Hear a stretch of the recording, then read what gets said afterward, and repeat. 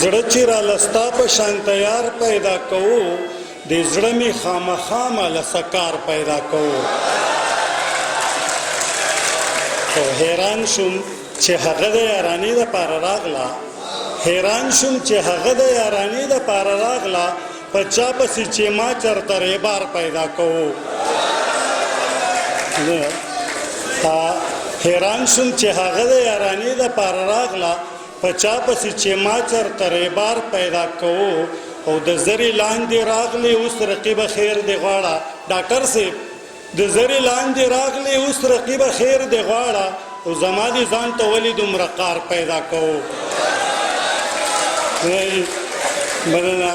د زرې لاندې راغلی اوس رقیبه خیر دې غواړه زما دې ځان ته ولې دومره قار پیدا کوو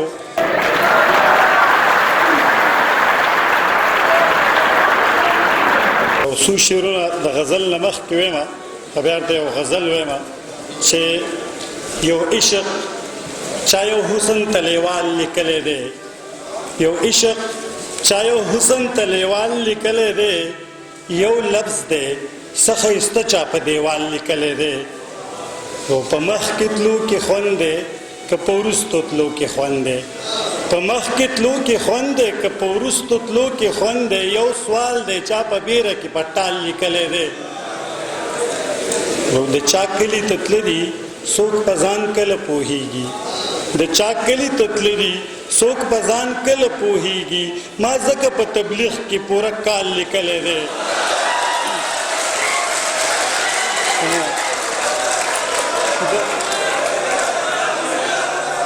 د چا کلی تتله دي څوک په ځان کله پوهېږي ما ځکه په تبلیغ کې پوره کال لیکلی دی او یو شعر څه دی یو لال مې د غزل په جبین خښ که یو شعر څه دی یو لال مې د غزل په جبین خښ که یو شعر مې څه ناشنا نن ستا په خال لیکلی دی څوک مړ شو بیا ژوندی شو د جانان غېږې له لاړو څوک مړ شو بیا ژوندی شو د جانان غېږې له لاړه فنکار داسې حکمت ته یو کلال لیکلی دی غزل اجازت دیجیے چې د پسرلي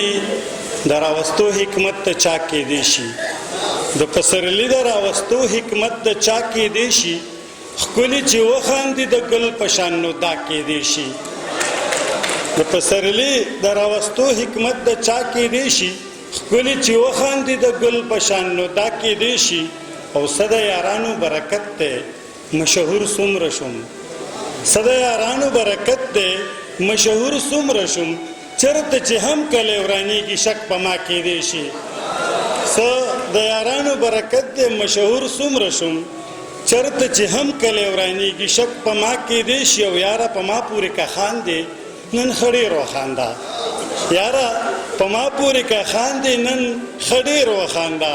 شوي په ما چې نن څه دي سبا په تا کېدی شي او بازار ته راغلو خو مونږ یو بل ته حیران ودرېدو بازار ته راغلو خو مونږ یو بل ته حیران ودرېدو مارکیټي ضد دی خو د چا سره سودا کېدی شي او د ډېرو غلو مې سزا ولیده چې څه سزا ده د ډېرو غلو مې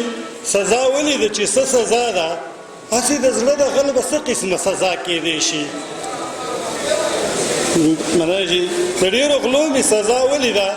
چې څه سزا ده هسې د زړه د غل به څه قسمه سزا کېدی شي